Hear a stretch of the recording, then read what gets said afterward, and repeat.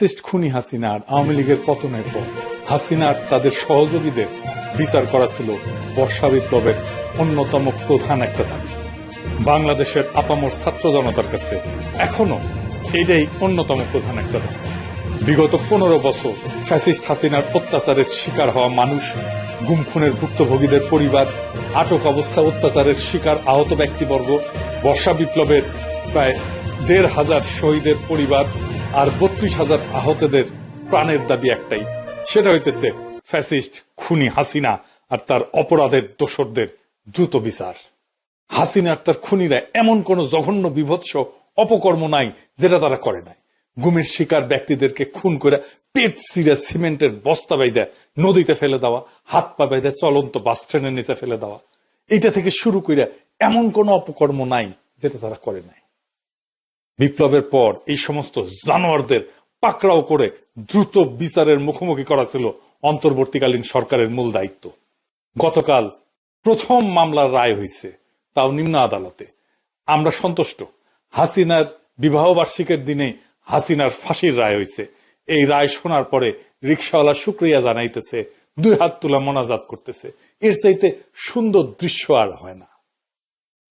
স্বাভাবিক মানুষের মতো এদের বিয়া শাদীও হয়, কিন্তু এরা আসলে নরপশু। গুন্ডা মুজিবের ঘরে যারা বাইরে উঠছে তারা বাইসে থাকলে এমন দস্যু, দুর্বৃত্ত আর পিশাচে হবে, এর প্রমাণ হইতেছে খুনি হাসিনা। কিন্তু এই মামলার রায় কি আরো আগে আমাদের প্রাপ্য ছিল না? আরো আগে কেন আমাদের প্রাপ্য ছিল এই মামলার রায়? আসেন সেটা আমরা দেখি। বর্ষা বিপ্লবের প্রায় 1.5 বছর পরে খুনি হাসিনার মামলায় নিম্ন আদালতের রায় আসতেছে এতদিনে। তারপরে এটা আপিল বিভাগে যাবে, সেখানে ফাইল বহুদিন আটকায় থাকবে। এরপর আস্তে আস্তে আপিল বিভাগে ফাইল লাগাবে, তারপর সেটা নিয়ে আপিল বিভাগ রায় দিবে। এরপর আবার রিভিউ হবে, ফাইল আটকায় রেখে। এরপর রাষ্ট্রপতির কাছে ফাইল যাবে ডেথ রেফারেন্স নিয়ে, রাষ্ট্রপতি সেই ফাইল আবার বহুদিন আটকায় রাখবে। মোদ্দা কথা, দিল্লি হনুজ দূরস্থ, মানে দিল্লি এখনো বহুদূর। এই নিম্ন আদালতের রায়ে আপনি সন্তুষ্ট হইতে পারেন, কিন্তু হাসিনার শাস্তি দেখতে হইলে আরো অনেক দিন অপেক্ষা করতে হবে। তার মানে খুনি হাসিনার বিচার সম্পন্ন হয় নাই। আবার দেখেন, ফ্যাসিস্ট হাসিনার সহচর অনেক বড় বড় খুনির বিচারে তেমন কোনো অগ্রগতি হয় নাই। যেমন ধরেন জল্লাদ কসাই জেনারেল জিয়াউল হাসান, সেনাবাহিনী, র্যাবের আরো বহুত খুনি অফিসারের কিছুই হয় নাই। এই কয়েকদিন আগে জনগণের অনেক পাবলিক প্রেশার আর হুইসের পরে যে সেনাবাহিনী 15 জনকে আদালতে হাজির করা হইলো, তাদের চাকরি পর্যন্ত এখন আছে, এগুলো যায় নাই। তাদেরকে সরকার এসি বাসে কইরা আদালতে নিয়ে যায়। হাসিনার দল আওয়ামী লীগের সাথেই কাজ করলে ওরা রাস্তার মাঝখানে এই বাস থামায়, দাঁড় করায়, গুড়ায় দিত অথবা আগুন লাগাই দিত। জাতির সাথে কত বড় কৌতুক করতেছে এই সরকার। এইসব খুনিরা এখন পর্যন্ত চাকরিতে বহাল থেকে জনগণের করের টাকায় সমস্ত সরকারি সুযোগ সুবিধা, বেতন ভাতা পাইতেছে। কত বড় ফাজলামি। সালমান এফ রহমান থেকে শুরু কইরা অন্য সবাই, এই শাহজাহান বলেন, আনিসুল বলেন, সবাই জেলে এসি লাগায়, নিজের কামরাতে নিজের বাসা থেকে খাবার আনে, তারপরে খায়। এসি লাগানোর কথাটা জয়নাল আবেদিন ফারুক কইছে, শুনেন। রুহুল কবির রিজভী আহমদ মাটিতে শুয়ে থাকছিলেন জেলখানায়, আর এখন সালমান এফ রহমান নাকি তার রুমের মধ্যে এসি লাগাইছে। সালমান এফ রহমানের খাওয়া নাকি গুলশান থেকে যায়। হাসিনার বহুত বড় বড় সহযোগী যারা আজকে দেশের বাইরে যে অন্তর্ঘাত চালাইতেছে, এই ওয়াকারের প্রত্যক্ষ সহযোগিতায় 5 আগস্টের পর দেশ থেকে পালাই গেছে। ওবায়দুল কাদের, আরাফাত, আসাদুজ্জামান খান কামাল, ডিবি হারুন, জেনারেল মুজিব, এরকম অসংখ্য নাম আছে। এরা আবার পালায় যাওয়ার পর বাংলাদেশের ব্যাংক থেকে, কলকাতা থেকে কোটি কোটি টাকা ফান্ড পর্যন্ত ট্রান্সফার করেছে। ডেল্টাগ্রামে আসছে না নিউজ। এরা কিভাবে পালায় গেল, আর সেই ব্যাপারে ওয়াকার আর সরকারের উপদেষ্টা মন্ডলীর দায়িত্ব কি ছিল, সেটা নিয়ে ভবিষ্যৎ বাংলাদেশে একদিন বিচার হবে। জেনারেল মুজিব যে ওয়াকারের জিম্মা থেকে পালায় গেল, কারো কোনো শাস্তি হয়েছে? হয় নাই। ওয়াকার উপদেষ্টা মন্ডলী, প্রফেসর ইউনূস একজনও রেহাই পাবে না কিন্তু জাতির সাথে বেইমানি করার জন্য। এই অপদার্থতার জবাব দিতে হবে। এবার আসি বিচার নিয়ে। এই বিচার নিয়ে আমরা কতটুকু সন্তুষ্ট হতে পারি? পশ্চিমা বিশ্বের 2 ধরনের আইন ব্যবস্থা প্রচলিত, একটাকে বলে সিভিল ল, আর একটা হচ্ছে কমন ল। সিভিল ল এর উৎপত্তি এই কন্টিনেন্টাল ইউরোপে, কমন ল এর উৎপত্তি ইংল্যান্ডে। ইন্ডিয়া, পাকিস্তান, বাংলাদেশ সহ উপমহাদেশ English common law tradition follow করে আইনের ব্যাপারে। কিন্তু বাঙ্গু তো ভালো যে জিনিসই পাবে সেটার আগে পচায় ফেলবে, গু বানায় ফেলবে। কিভাবে পচায় ফেলছে সেটার কিছু উদাহরণ দিই। এই কমন ল, ইংলিশ কমন লর একটা মূল ফিলোসফি বা ম্যাক্সিম হইতেছে জাস্টিস ডিলেইড, জাস্টিস ডিনাইড। দেরিসে বিচার মানে ইনসাফ না করা। এটা লিবারাল ইংলিশ স্টেটসম্যান উইলিয়াম গ্ল্যাডস্টোনের একটা উক্তি। যে কোনো বিচার প্রক্রিয়া যদি দীর্ঘায়িত হয় তাহলে সেটা ভুক্তভোগী এবং আসামি দুই পক্ষের জন্য বিশাল অন্যায়, অনেক বড় অন্যায়। কিরকম অন্যায়? ধরেন একজন ভুক্তভোগী যে কোনো ধরনের অপরাধের শিকার হইয়া বিচার চেতে গেল, সেই বিচারের ফলাফল তখনই তার জন্য অর্থবহ হবে যদি সেটা খুব দ্রুত পাওয়া যায়। এই জন্য ইংলিশ লতে একটা টার্ম আছে, সুইফট জাস্টিস। একজন খুন, ধর্ষণ বা ডাকাতির শিকার ভুক্তভোগী বা তার পরিবার যদি অপরাধ সংঘটিত হওয়ার 15 থেকে 20 বছর পর বিচারের রায় পায় আর তারপর সেটা কার্যকর হয়, তাইলে এই বিচার একদম মূল্যহীন, এটার মূল্য শূন্য। পৃথিবীর যে কোনো জুডিশিয়াল ফিলোসফিতে, সেটা প্রাচ্য হোক পাশ্চাত্য হোক, কোথাও এটাকে সমর্থন করা হয় না। পাশ্চাত্যের কমন ল, মুসলমানদের শরিয়া, ইহুদিদের তাওরাত আর তালমুদ, বিশ্বের সমস্ত লিগাল ফিলোসফিতে বিচার প্রক্রিয়া দীর্ঘায়িত করাকে অত্যন্ত নেতিবাচক হিসেবে দেখা হয় এবং এটাকে ভুক্তভোগীর অধিকার হরণ হিসেবে গণ্য করা হয়। আর আসামির দিক থেকে দেখলে, একজন নিরাপরাধ মানুষকে যদি একটা মিথ্যা বা ভুয়া প্রমাণ ছাড়া মামলা দিয়ে বছর পর বছর জেলে রেখে দেওয়া হয়, আদালতে হাজির করানো হয়, সেটা একটা বিশাল অন্যায়। সেই নিরাপরাধ মানুষের জীবন তো পুরো ধ্বংস করে দেওয়া হয় এভাবে। যদি কেউ নিরাপরাধ হয়ে থাকে আর তার নামে যদি কেউ মিথ্যা মামলা দিয়ে থাকে, তার জন্য তো সুইফট জাস্টিস, দ্রুত বিচার, এটা নিষ্পত্তি হওয়াটা সবচেয়ে একটা ভালো ইনসাফপূর্ণ একটা ব্যবস্থা। অভিযোগকারী যদি তার অপরাধ প্রমাণ করতে না পারে তাহলে সে দ্রুত ছাড়া পেয়ে যাবে। অভিযোগকারীর কাছে যদি প্রমাণ না থাকে তাহলে সে দ্রুত ছাড়া পেয়ে যাবে। অর্থাৎ উভয় দিক থেকে, অভিযোগকারী যদি তার কাছে প্রমাণ থাকে তাহলে সে দ্রুত বিচার পেয়ে যাবে, আর উল্টা দিকে যদি অভিযোগকারী প্রমাণ না থাকে তাহলে অপরাধী দ্রুত ছাড়া পেয়ে যাবে। অর্থাৎ উভয় দিক থেকে, মানে ভুক্তভোগী আর আসামি, এই দুই দিক থেকে চিন্তা করলে দ্রুত বিচার হচ্ছে একমাত্র ইনসাফ। এই জন্য আমেরিকার সংবিধানের বিল অফ রাইটস এর 6ষ্ঠ সংশোধনীতে বলা আছে, in all criminal প্রসিকিউশনস the accused shall enjoy the right two A speedy and public trial. ইংরেজি যেহেতু কইছে ঠিকই কইছে, তাই না? মানে হইতেছে সমস্ত ক্রিমিনাল মামলায় অভিযুক্ত ব্যক্তির দ্রুত বিচার পাওয়ার অধিকার আছে। বিচার প্রক্রিয়া এটা যদি না করা হয় তাহলে তার মৌলিক অধিকার খর্ব হইতেছে। এই জন্য রাষ্ট্রই দায়ী থাকবে। তাহলে এখন আসেন, স্পিডি ট্রায়াল কাকে বলে? আমেরিকার Congress speedy trial act 1974 pass করে, যেখানে তারা স্পিডি ট্রায়ালকে সংজ্ঞায়িত করছে। আমেরিকার বিচার প্রক্রিয়া ট্রায়াল শুরু হওয়ার আগে একটা প্রি ট্রায়াল ফেজ আছে, ট্রায়ালের আগে, যেখানে কারো বিরুদ্ধে কোনো অভিযোগ আসলে সেটা তদন্ত করে দেখা হয়। তদন্তকারী সংস্থা আদালতে গ্রহণযোগ্য হবে, যেটাকে আইনের ভাষায় বলে অ্যাডমিসেবল এভিডেন্স, সেই সমস্ত প্রমাণ জোগাড় করে। যদি দেখে এভিডেন্স নাই তাহলে কেস এখানে খতম। আর যদি তদন্তকারী মনে করে যে সাফিসিয়েন্ট এভিডেন্স আছে, পর্যাপ্ত প্রমাণ আছে, সে তখন সেটা প্রসিকিউটরের কাছে সাবমিট করে। প্রসিকিউটর হইতেছে রাষ্ট্রপক্ষের উকিল। প্রসিকিউটর যদি মনে করে যে প্রমাণ পর্যাপ্ত, কেবল তখনই সে অভিযুক্তর বিরুদ্ধে একটা ফর্মাল চার্জ ফাইল করে, যেটাকে আইনের ভাষায় বলা হয় ইনডাইটমেন্ট। অর্থাৎ কারো বিরুদ্ধে ফর্মাল অভিযোগ আনা, কারো বিরুদ্ধে ইনডাইটমেন্ট ফাইল করা বা ফর্মাল অভিযোগ আনার পরে তাকে আদালতে হাজির করা হয় এবং জাজ তাকে জিজ্ঞেস করে যে সে তার বিরুদ্ধে যে অভিযোগ আনা হয়েছে সেইটার ব্যাপারে সে কি বলে, কি মনে করে, সে কি দোষী নাকি দোষী না। সে যদি বলে হুজুর আমি নিরপরাধ, তাহলে তার মামলা চলবে। আর যদি বলে না হুজুর আমি দোষী, তাহলে তার মামলা ওখানে কেস খতম, সে দোষী। যদি সে নিজেকে নির্দোষ দাবি করে তখন সেই কেস ট্রায়ালে যায়। স্পিডি ট্রায়াল অনুযায়ী কারো বিরুদ্ধে ইনডাইটমেন্ট বা অভিযোগ ফাইল হওয়ার পরে সে যদি বলে যে আমি দোষী না, তাইলে তার মামলা 70 দিনের মাথায় তার ট্রায়াল শুরু করতে হবে। তার মানে 2 মাসের মধ্যে তার ট্রায়ালে নিতে হবে। আমেরিকা একটা ট্রায়াল কতদিন ধরে চলে শুনবেন? শুনলে তাজ্জব হয়ে যাবেন। গড়ে 2 থেকে 3 দিন। যদি সেলিব্রিটি ট্রায়াল হয়, মানে প্রচুর মিডিয়া কাভারেজ পায়, এই সমস্ত ট্রায়াল একটু দীর্ঘ সময় ধরে চলে, 1 সপ্তাহ থেকে ধরেন 1.5 মাস পর্যন্ত চলতে পারে। যেমন জনি ডেপ আর তার সাবেক স্ত্রী আম্বার হার্ডের সিভিল ট্রায়াল প্রায় 6 সপ্তাহ ধরে চলছিল। মানে জাজের মনে হয় এটা আলুর দোষা ছিল, আম্বার হার্ড বসে আছে তার সামনে রেখা 1.5 মাস ধরে চালাইছে আর কি, আর দেখিছে আম্বার হার্ডকে, দেখে শান্তি পেয়েছে। সিভিল ট্রায়াল সচরাচর ক্রিমিনাল ট্রায়ালের চেয়ে লম্বা হয়। 2024 সালে নিউ ইয়র্কে ডোনাল্ড ট্রাম্পের ট্রায়াল একটা 1.5 মাস ধরে চলছিল, কিন্তু অধিকাংশ বিচার প্রায় 95% ট্রায়াল 2-3 দিনে শেষ হয়ে যায়, 2-3 দিনে মাত্র। মানে যাই বলেন, এখানে তথ্য প্রমাণ, ডকুমেন্ট, সাক্ষ্য প্রদান, উকিলের ক্রস এক্সামিনেশন, একবারে সেই এই 2-3 দিনের মধ্যে কমপ্লিট হয়ে যায়, রায় ঘোষণা হয়ে যায়। আবার জুরি কি জিনিস, এই জিনিস এখন আপাতত আইনের গভীর বিষয় না বুঝলেও চলবে আর কি। এরপরে ট্রায়াল কোর্টের সমস্ত মামলার রায়ের মাত্র 10%-এর মতো আপিল বিভাগে যায়, কারণ আমেরিকার আপিল কোর্টে কোনো কেস নতুন করে সাক্ষ্য প্রমাণ শোনে না বা গ্রহণ করে না। তারা খালি দেখে ট্রায়ালের প্রক্রিয়াটা ঠিকভাবে অনুসরণ করা হয়েছে কিনা।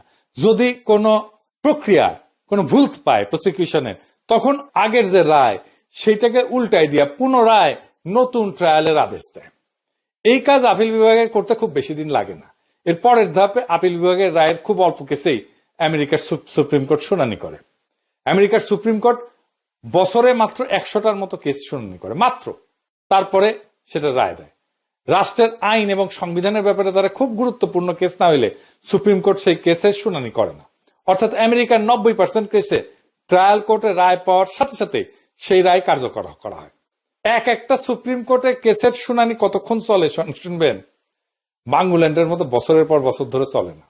সুপ্রিম কোর্টের কেসে প্রথমে 2 পক্ষের উকিল তাদের পজিশন লিখিত আকারে সাবমিট করে, যেটাকে আইনের ভাষায় বলা হয় লিগ্যাল ব্রিফ। এরপর শুনানির দিন মৌখিক শুনানি হয় প্রত্যেক কেসে 1 ঘন্টা করে। প্রত্যেক পক্ষ তাদের পজিশন ব্যাখ্যা করার জন্য 30 মিনিট করে সময় পায়। খালি 1 ঘন্টায় একটা কার্য দিবসে 2টা করে কেসের শুনানি করা হয়। এরপরে লিগ্যাল ব্রিফ পড়া তারা মৌখিক আর্গুমেন্ট শুনে সুপ্রিম কোর্টের 9 জন বিচারপতি তাদের রায় লিখে সাবমিট করে দেয়। যেই পক্ষ সংখ্যাগরিষ্ঠ বিচারপতির রায় পায় তারা বিজয়ী হয়। এটাই হইতেছে আমেরিকান কমন লর সুইফট জাস্টিস, মানে দ্রুত বিচার, যেটা সংবিধানের রাইট টু স্পিডি ট্রায়াল। আমাদের বাংলাদেশে কি হয় শুনবেন? আপনারা তো প্রত্যেকে জানেন, তাও কই। আজকে একটু শুনানি হবে, এরপর আরেকটু শুনানি হবে, বহুত দিন পরে আরেকটা ডেট পড়বে, তার আরেকটু শুনানি হবে, হয়তো 1-2টা ডকুমেন্ট সাবমিট করা হবে, এরপরে সাক্ষী আবার বহুদিন পরে শুনানির ডেট পাবে, তখন মন চাইলে আসবে আর মন চাইলে আসবে না, তারপর আবার আরেকটা ডেট পড়বে, এই জন্য শুনানির ডেট আবার পেছাবে।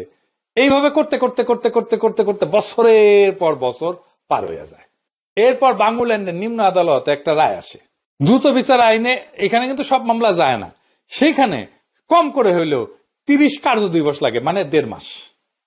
যেই মামলা আমেরিকা 2-3 দিনে শেষ করতে পারে বিচার, সেই মামলা কেন বাংলাদেশের 1.5 মাস লাগবে? এরপর হাইকোর্টে যায়, সাক্ষ্য প্রমাণ আবার শুনানি হয় প্রথম থেকে, সেটা তো বছরের পর বছর চলে।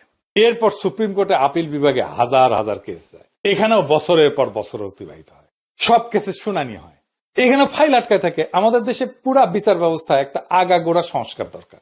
এখন যেটা আছে এটা একটা প্রহসন, পুরা কমলাকান্তের দপ্তর। এই সংস্কার যারা করতেছে সংস্কার এদের দিয়ে হবে না। ঐক্যমত কমিশন আর প্রফেসর ইউনূসের সংস্কার কমিশন তাদের বিচার বিভাগ সংস্কারে কি বাতাল গোলার ডিম প্রস্তাব দিছে, সেটা অন্য একদিন এপিসোডে ব্যাখ্যা করবো নি, আর একদিন। তো মামলার জট কত দেখেন, দেখেছেন? আমেরিকা একজন জাজ বছরে 250টা মামলার নিষ্পত্তি করে।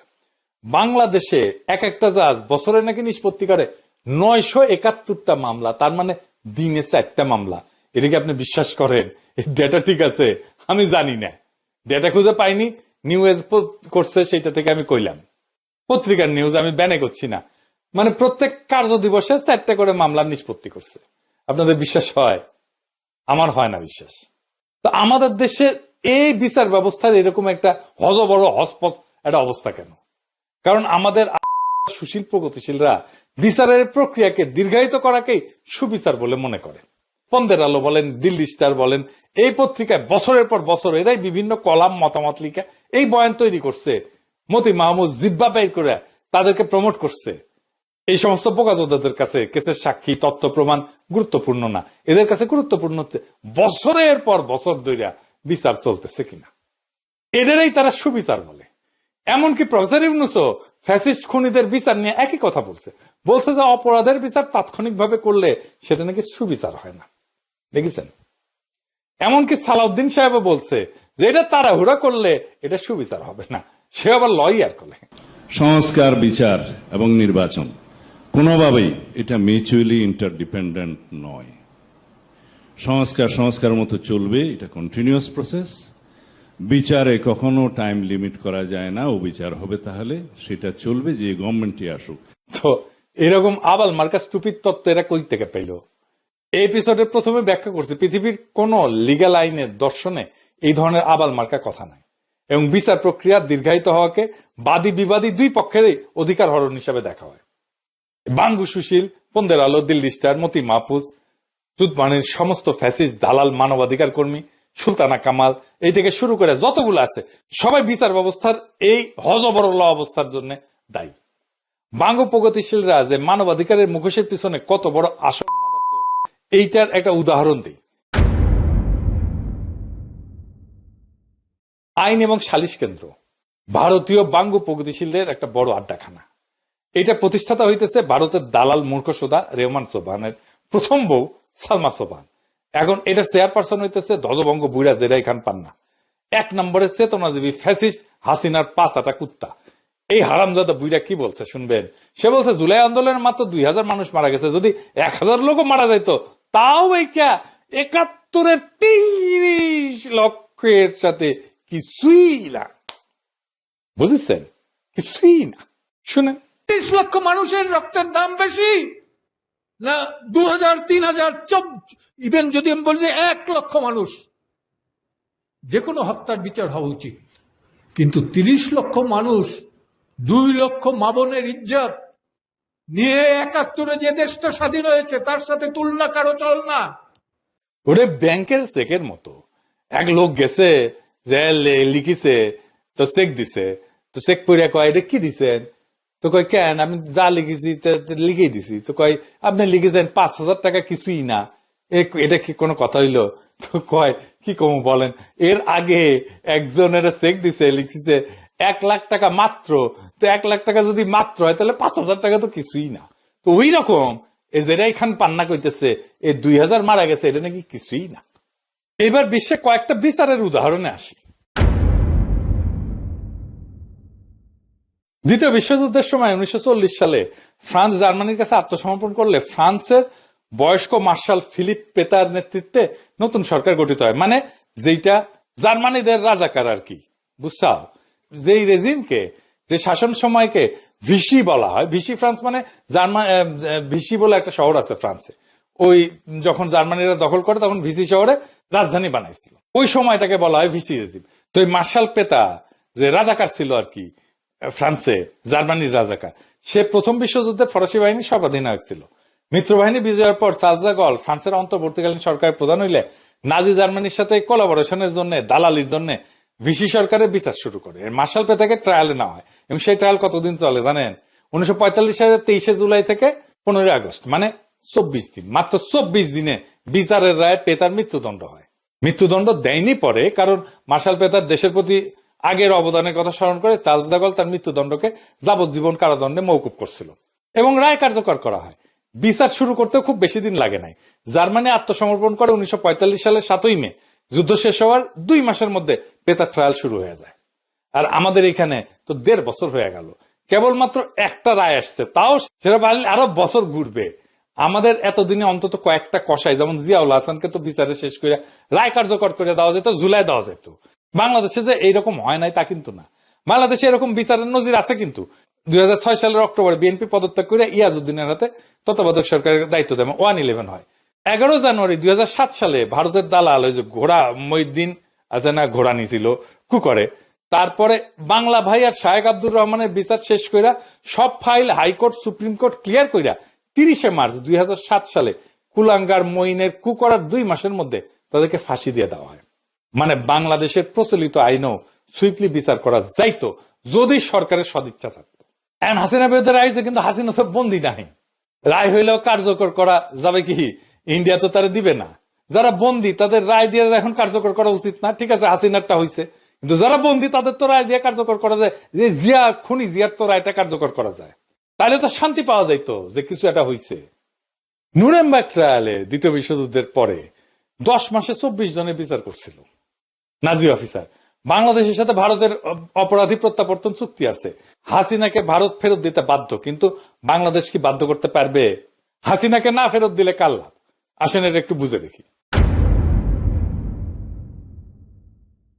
একজন দণ্ডপ্রাপ্ত আসামি যদি রায়ের পর বিদেশে পালায় যায়, তাহলে আন্তর্জাতিক আইনে এটাকে বলা হয় কনসাসনেস অফ গিল্ট, অর্থাৎ দোষী মানসিকতার প্রমাণ। বহু কমন ল ব্যবস্থায় তাকে বলা হয় ফিউজিটিভ ফ্রম জাস্টিস, এবং আদালত চাইলে আপিল শুনতেও অস্বীকৃতি জানাইতে পারে। এটাকে বলা হয় ফিউজিটিভ ডিজেন্টাইটেলমেন্ট ডক্ট্রিন। ফলে রায়ের বৈধতা না, বরং আসামির অবস্থানই দুর্বল হয়। ইন্টারপোলের যদি রেড নোটিশ হয়, এও বলা আছে বিচার আদালতে বিদেশে পালায় থাকা ব্যক্তি হইল ইন্টারন্যাশনালি ওয়ান্টেড ফিউজিটিভ। অর্থাৎ আদালত যদি ন্যূনতম ফেয়ার ট্রায়াল মান বজায় রাখে, তাহলে রায়ের বৈধতা অটুট থাকে, বরং আসামি পালায় গেলে রায় আরো শক্ত অবস্থানে দাঁড়ায়। তখন রাজনৈতিক এবং আইনি উভয় ভাষায় প্রশ্নটা পরিষ্কার, বিচার তো খোলা ছিল, পালাইছে কে, আদালত না আসামি? মানে হাসিনার দলের লোকজন কোনো আর্গুমেন্ট আনতে পারতেছে না কেন? কারণটা হইতেছে হাসিনা আসেনি কেন, বিচারের সামনে দাঁড়ায়নি কেন? আপনার পাশাপাশি জামাতের নেতাদের বিচার দেখেন। জামাত আজকে এত জনপ্রিয় হইল, তার পিছনে জামাতের নেতাদের জীবন দেওয়ার মূল্য আছে। মীর কাসেম আলী তো দেশের বাইরে ছিলেন, উনি দেশে ফিরে আসছিলেন মামলা হওয়ার পরে। উনি জানেন ওনার ফাঁসি হবে, ওনাকে ফাঁসি দেওয়া হয়েছে, উনি মাথা পেতে নিচ্ছেন ফাঁসি। হিরোইক। দেশের মানুষের প্রতি ভালোবাসা বাদ দেন, হাসিনার যদি সত্যি সত্যি নিজের দলের প্রতি ভালোবাসা থাকতো, দেশে ফিরে ফাঁসির দড়ি গলায় নিত। কিন্তু ওই নৈতিক সাহস আর ত্যাগ করার মানসিকতা তার নাই। কিন্তু ফাপড় নেওয়ার সময় 16 আনার উপরে 18 আনা, শেখ হাসিনা পালায় না, আমি মুজিবের কন্যা। শেখ হাসিনা পালিয়ে গেছে, শেখ হাসিনা নাই, শেখ হাসিনা চলে গেছে, শেখ হাসিনা পালায় না।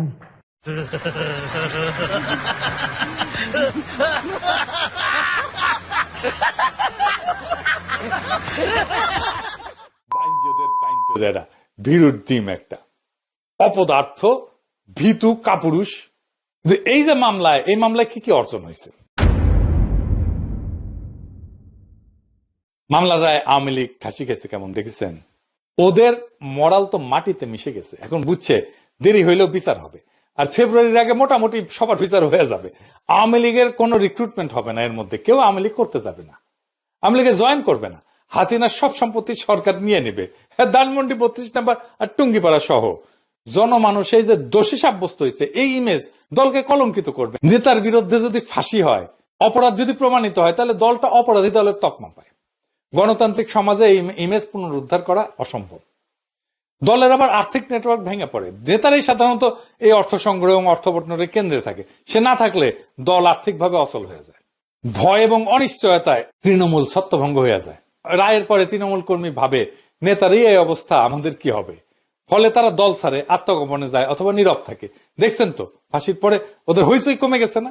এই রায়ের পরে দল নৈতিক কর্তৃত্ব হারায়, দল আর নৈতিক রাজনীতি করার দাবি তুলতে পারে না। এই শূন্যতা দীর্ঘমেয়াদী পতন আনে। হাসিনা পরিবারে যারা বিদেশে আছে না, তারাই অপমান অপদস্থ হবে সারা দুনিয়ায়। হাসিনার ফাঁসি হয়েছে, আর ইংল্যান্ডের পত্রিকা টেলিগ্রাফ লিখতেছে টিউলিপের আন্টির ফাঁসি হয়েছে, দেখেছেন?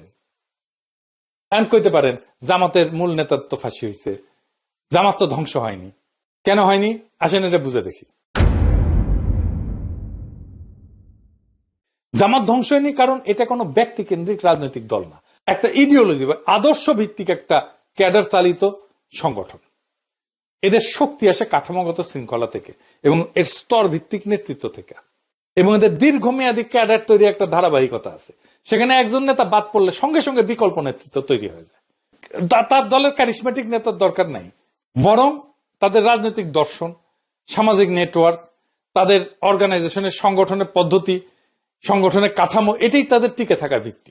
এমন কাঠামো সাধারণত দমন পীড়ন, গ্রেপ্তার, মৃত্যুদণ্ডের পরেও টিকে থাকে, যেমন মিশরে ইখওয়ান। আর এটা ছাড়া জামাত তো শুধু রাজনৈতিক দল না, এটা একটা ধর্মীয় সামাজিক ন্যারেটিভকে কেন্দ্র করে গঠিত একটা ইডিওলজিক্যাল মুভমেন্টও বটে। ফলে শীর্ষ নেতৃত্ব দণ্ডিত হলেও মতাদর্শ সামাজিকভাবে সক্রিয় থাকে, এবং দল নিজেদেরকে অত্যাচারিত, মজলুম, শহীদ এই ন্যারেটিভটা তৈরি করতে পারে। রাষ্ট্রীয় দমনে তাদের সংগঠন সেজন্য ভাঙে না, বরং বহু ক্ষেত্রে মূল ক্যাডারদের আরো সংহত করে। জামাতের নেটওয়ার্ক, তার দীর্ঘমেয়াদী রাজনৈতিক সামাজিক শেকড় এবং ডিসেন্ট্রালাইজ কাজের ধরনের সব মিলা জামাতকে এমন একটা সংগঠনে পরিণত করছে যা শুধু নেতার মৃত্যুদণ্ডে ভেঙে পড়ে না। ফাইনালি এই রায়ে বিএনপির মরাল ডিফিট হইল কেমনে?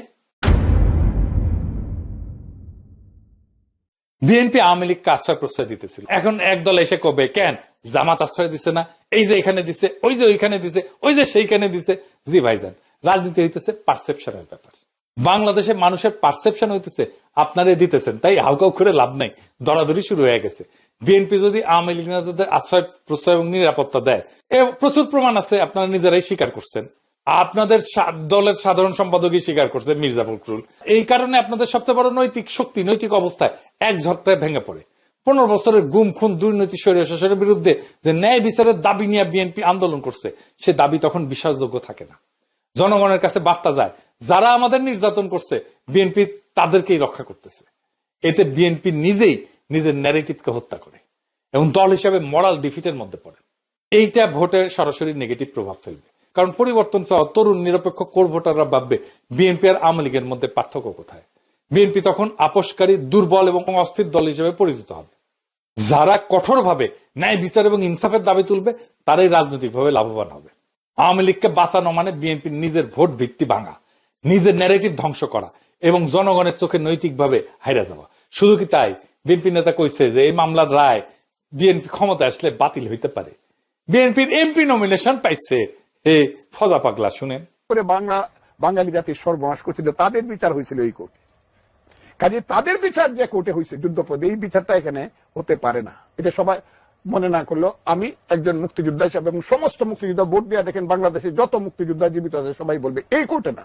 এই কারণে যদি কোনোদিন প্রশ্ন উঠে যে কোর্টেই সঠিক না, একটা শুধু রিট হবে, এটা হবেই গণতন্ত্র দেশে আসলে, সেটা বিএনপি ক্ষমতা আসুক আর যে আসুক।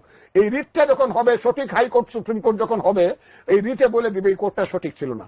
তখন কি যে সঠিক ছিল না যে কোর্ট, সেই কোর্টের বিচারটা কি সঠিক, জিনিসটা এই জায়গাতে চলে যেতে পারে বলে আমি আশঙ্কা করছি। বিচার শুরু হয়েছে, এই বিচার থামবে না। হাসিনার রায় আসছে, বাকিদেরও আসবে। সেনাবাহিনীর খুনি, র্যাবের জল্লাদ, ডিবির দালাল কেউ রেহাই পাবে না। এই দেশ আর কখনো খুনিদের হাতে জিম্মি হবে না। এই দেশে আবার সেই গুম খুনের ইতিহাস ফিরে আসবে না। আর বিএনপি যারা শত্রুকে আশ্রয় দেয়, মানুষের রক্তের মূল্য বোঝে না, তারা নিজেরাই নিজেদের ন্যারেটিভকে সব দেহ বানায় ফেলবে। রাজনীতি হলো পারসেপশন। যেই মুহূর্তে মানুষের চোখে আপনি নৈতিকতা হারালেন, সেই মুহূর্তেই আপনি রাজনৈতিকভাবে মৃত। বর্ষা বিপ্লব কোন নেতা বানায়নি, জনগণকে নেতা বানাইছে। এই বিপ্লবের মালিক মানুষ, জনগণ। এবং এই বাংলাদেশের সাধারণ মানুষ আজকে একটা কথা স্পষ্ট বুঝে গেছে, বাংলাদেশে ন্যায় বিচার দেরিতে আসে না। যখন জনগণ জেগে ওঠে তখন ন্যায় বিচার দৌড়াইতে বাধ্য হয়। আজকের রায় সেই দৌড়ের প্রথম শব্দ। বাকিটা আসতেছে ঢেউয়ের মতো, আগুনের মতো, অনিবার্য আলোর মতো। বিচার হবে, সবার বিচার হবে, সব অপরাধীর বিচার হবে, সব জল্লাদের বিচার হবে, সব ফ্যাসিস্টের বিচার হবে। এবার বাংলাদেশ আর পেছনে যাবে না। ইনকিলাব জিন্দাবাদ।